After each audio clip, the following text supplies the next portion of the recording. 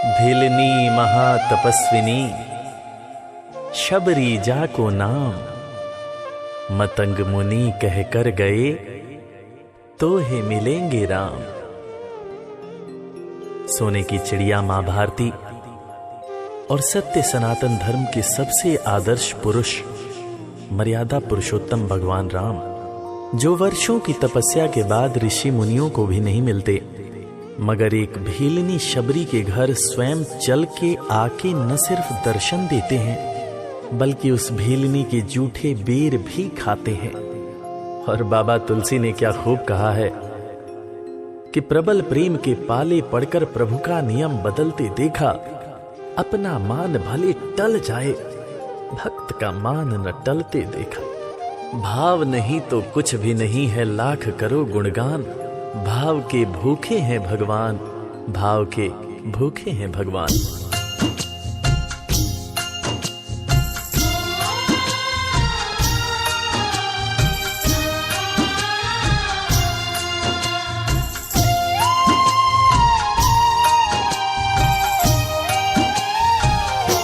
भाव के भूखे हैं भगवान, भाव के भूखे हैं भगवान, भाव के भूखे हैं भगवान, भाव के भूखे हैं भगवान।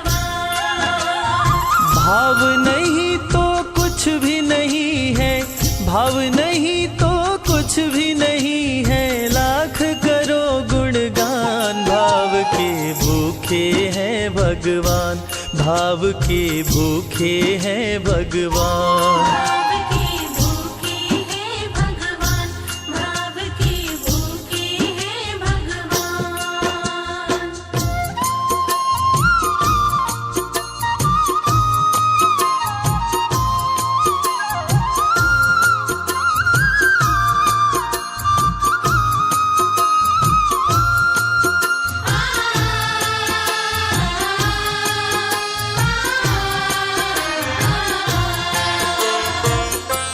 एक थी शबरी भक्तन, न्योछावर करके तन मन, मतंग मुनि के संग में करती थी प्रभु का कीर्तन।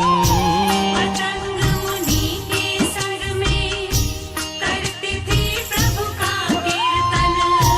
बागों से चुन चुन लाती, प्रभु को फूल चढ़ाती, गंगा के पावन जल से रोज स्नान कराती। गंगा के पावन जल से रोज स्नान कराती।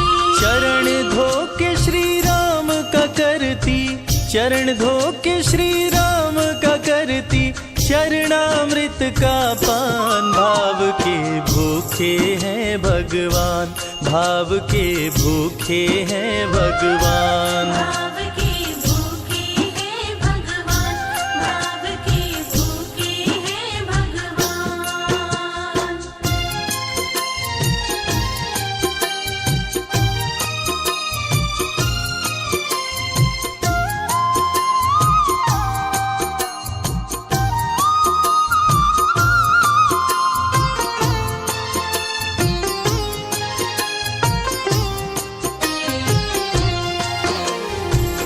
धैर्य एक ऐसा प्रसाद है जो इंसान को महान बना देता है।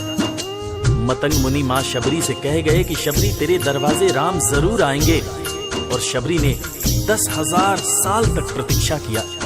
शबरी को देखने वाले न सिर्फ उसे पागल कहते थे बल्कि कहते थे, ये कौन दिखात कुटी मां नारी ते उत जाती है मूद भरी, छिन भीतर बाहर होत छिना सुख सो नहीं बैठत एक घरी, यही के तन में कछु पीर भई ये वियोगिन मानस माहि जरी, अब जान पड़ी रघुनाथ के प्रेम की मूर्ति रूप ये है शबरी।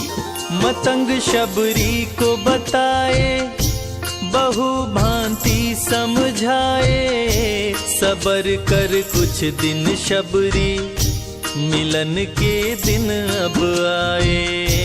सबर कर कुछ दिन शबरी, मिलन के दिन अब आए। राम जी तुमसे मिलेंगे मेरी कुटिया में आकर, शबरी को धैर्य बंधा कर समाधि लिए गुरुवर। शबरी को धैर्य बंधाकर समाधि लिए गुरुवर। राम नाम में लीन हो गई, राम नाम में लीन हो गई, गुरु से पाकर ज्ञान। भाव के भूखे हैं भगवान, भाव के भूखे हैं भगवान। भाव के भूखे हैं भगवान, भाव के भूखे हैं भगवान।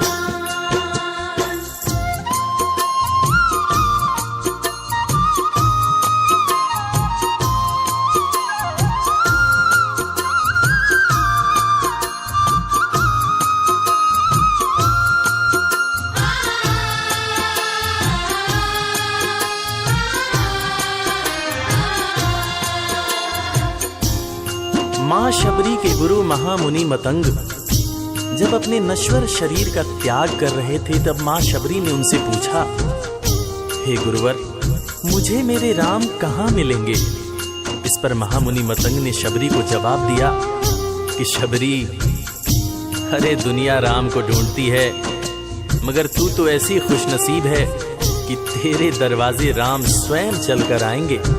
मां शबरी को अपने गुरु की बातों पर अटूट विश्वास हो गया। मां शबरी हर रोज राहों पर फूल बिछाती थी, चुन चुन कर मीठे बेर चख चख कर इकट्ठा करती थी, ताकि मेरे प्रभु श्री राम जब आएंगे तो बड़े प्यार से इसका भोग लगाएंगे। राहों पर फूल भी बड़ी सावधानी से शबरी मां बिछाती थी। शबरी मां सोचती थी कि मेरे गुरुवर कह के गए हैं कि मेरे घर मेरे राम जरूर आएंगे। शबरी मां राहों पर दूर दूर तक फूल बिछाती कि प्रभु श्री राम के पैर में कहीं कोई कांटा न चुभ जाए। राह पे फूल बिछाती, वो मीठे बेर को लाती, मेरे प्रभु राम आएंगे, नैनों में सपने सजाती। मेरे प्रभु राम आएंगे, नैनों में सपने सजाती। राम से प्रीत लगा के वो निश दिन राम पुकारे, उमरिया बीती जाए रे कि अखियां पंथ निहारे।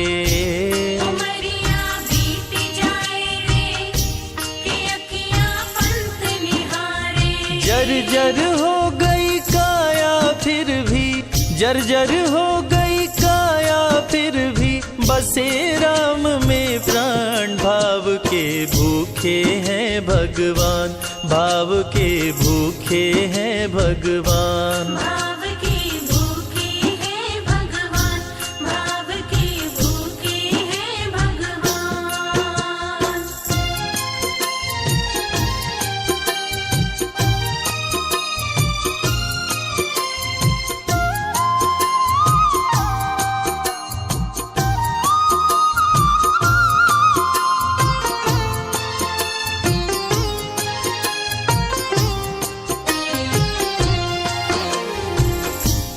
समय समय के साथ बीतता गया।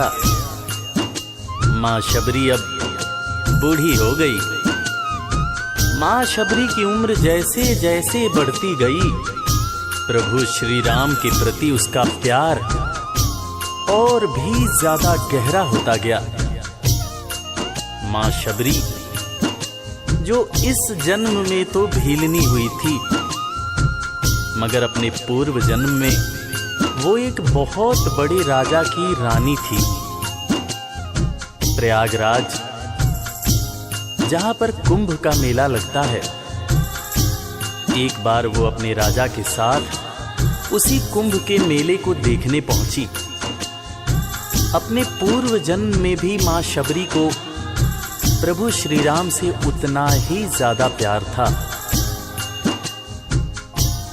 उस वक्त रानी ने अपने पति से ये इच्छा जताई कि मैं बाहर जाकर संत महात्माओं के साथ भजन कीर्तन करूंगी, जिस पर उसके राजा पति ने ये कहकर मना कर दिया कि एक महारानी को इस तरह के छोटे लोगों के साथ बैठना शोभा नहीं देता। ये बात महारानी के हृदय में चुभ गई। महारानी ने गंगा के पानी में जाकर अपने प्राण त्याग दिए और ईश्वर से कहा, हे मेरे प्रभु, हे मेरे राम, इस जन्म में तो आपने मुझे बहुत खूबसूरत बनाया है, अगले जन्म में चाहे मुझे कुरूप बना देना। इस जन्म में आपने मुझे उच्च कुल में जन्म दिया है, अगले जन्म में चाहे तो मुझे भीलनी बना देना। मगर हे प्रभु, मेरा अगला जन्म जब भी हो, मुझे ये सौभाग्य जरूर देना कि मैं तुम्हारे नाम को जपूं, मैं तुम्हारा नाम लूं, मुझ पर कोई बंधन न हो। वो राजकुमारी अगले जन्म में माँ शबरी बनी, वही माँ शबरी जो कुटिया में प्रभु श्री राम की राह देख रही थी। वो सुंदर आसन लगा के, स्वच्छ कुटिया को सजा के, राह आंचल से बुहारे, प्रभु का ध्यान लगा के। राह आंचल से बुहारे, प्रभु का ध्यान लगा के। और ना अब तड़पाओ, राम मेरे आ भी जाओ, दरस बिन शबरी व्याकुल, राम मेरे दरस दिखाओ। दर्श बिन शबरी व्याकुल, राम मेरे दर्श दिखाओ। दरस की आस लगी मेरे प्रभु जी, दरस की आस लगी मेरे प्रभु जी, पूर्ण करो अरमान। भाव के भूखे हैं भगवान, भाव के भूखे हैं भगवान। भाव के भूखे हैं भगवान, भाव के भूखे हैं भगवान।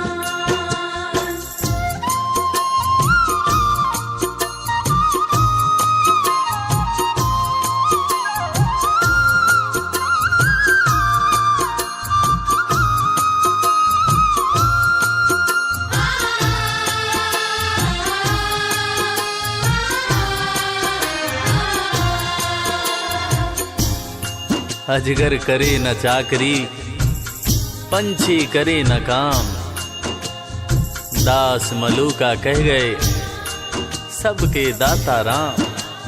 और हम सबके परम पूज्य बाबा तुलसीदास ने रामचरितमानस में भी कहा है, राम से बड़ा राम का नाम। और यही काम माता शबरी दिन रात कर रही थी। बस वो एक ही बात बार बार बोले जा रही थी कि मेरे राम आएंगे, मेरे राम आएंगे। वो हर वक्त हे राम बोलती रहती थी। प्रभु श्री राम जब अपने भाई लखन के साथ माता सीता की खोज में वन में दर दर भटक रहे थे, तो उनके कानों में ये आवाज गूंजी। उन्होंने अपने भाई लखन से कहा, प्रिय अनुज, ध्यान से सुनो। मेरी एक माता है जो वर्षों से मेरी प्रतीक्षा कर रही है। मैं भी अपनी माता को देखने के लिए बहुत व्याकुल हो रहा हूं। चलो अनुज, माता शबरी की कुटिया में चलते हैं।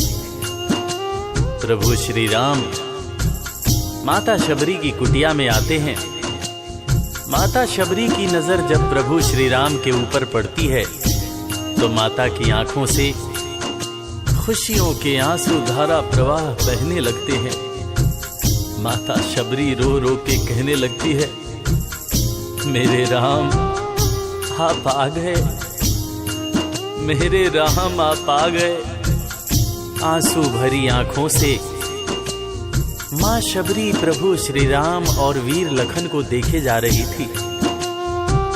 दोनों हाथों को जोड़कर दौड़े दौड़े माँ शबरी ने प्रभु श्री राम के पैर पकड़ लिए और कहने लगी, मेरे राम, मैं तो 2 जन्मों से आपकी प्रतीक्षा कर रही थी। लोग मुझे पागल बुला रहे थे। मेरे गुरुदेव ने मुझसे कहा था कि शबरी, राम लक्ष्मण के साथ एक दिन तेरी कुटिया में जरूर आएंगे, जरूर आएंगे।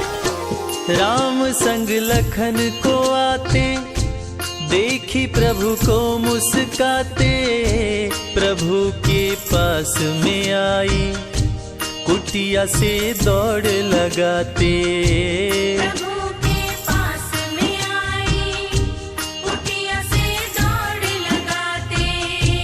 राम से मिलन हुआ जब, तो शबरी सुध बुध खो गई, प्रभु के पाँव पकड़ के भाव में विह्वल हो गई। प्रभु के पाँव पकड़ के भाव में विह्वल हो गई। खुशी के आंसुओं से पग धोए, खुशी के आंसुओं से पग धोए, भक्त न शबरी समान, भाव के भूखे हैं भगवान, भाव के भूखे हैं भगवान। भाव के भूखे हैं भगवान, भाव के भूखे हैं भगवान।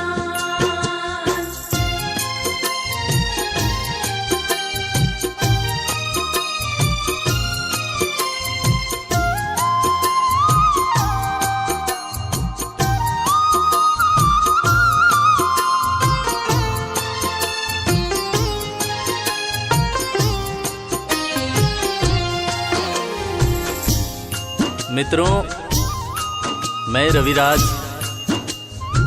आप सबको आज एक बात बताना चाहूंगा। वो बात जो मुझे मेरे गुरुदेव फरीद हसन खान साहब ने बताई है, और वो बात ये है कि ईश्वर को हमारी जरूरत नहीं है, हमें ईश्वर की जरूरत है। ईश्वर हमारे बिना भी पूर्ण है, मगर हम ईश्वर के बिना हमेशा ही अपूर्ण हैं। हम पैदा तो इंसान के रूप में होते हैं, मगर अंत में हमें उसी परमात्मा के पास जाना होता है। इसलिए हमें जीवन में हर वो कार्य करना चाहिए जो ईश्वर को पसंद हो, और ईश्वर को सिर्फ यही पसंद है कि हम नेक दिल बने, दयालु बने और सदैव ही अच्छाई के मार्ग पर चलें, चाहे कितनी भी कठिनाई क्यों न हो, और हमेशा अपने परमात्मा को याद करते रहें, चाहे ईश्वर के रूप में, चाहे अल्लाह के रूप में, गुरु नानक देव जी के रूप में, चाहे ईसा मसीह के रूप में। जो भी इंसान ईश्वर को याद रखता है, वो कभी जीवन में किसी का बुरा नहीं कर सकता। बुरा करना तो दूर की बात है, वो किसी का बुरा सोच भी नहीं सकता है। उसका मन हमेशा साफ और शांत रहता है। मन हो गर निर्मल संजय, प्रभु जी दौड़े आते, प्रसाद की बात करें क्या, वो झूठे बेर भी खाते।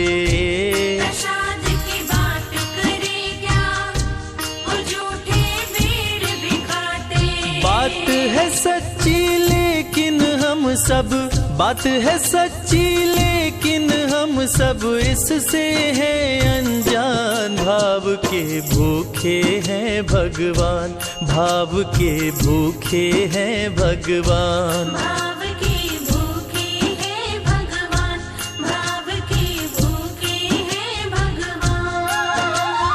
भाव नहीं तो कुछ भी नहीं है, लाख करो गुणगान। भाव के भूखे हैं भगवान। भाव के भूखे हैं भगवान, भाव के भूखे। इस कथा के लेखक पंडित संजय तिवारी जी, साउंड इंजीनियर श्री कैलाश डंडरियाल जी, मैक्स स्टूडियो दिल्ली, संगीतकार लवली शर्मा, मैं आपका अपना रविराज और वीर म्यूजिक परिवार की तरफ से आप सभी को कोटि कोटि प्रणाम करता हूँ।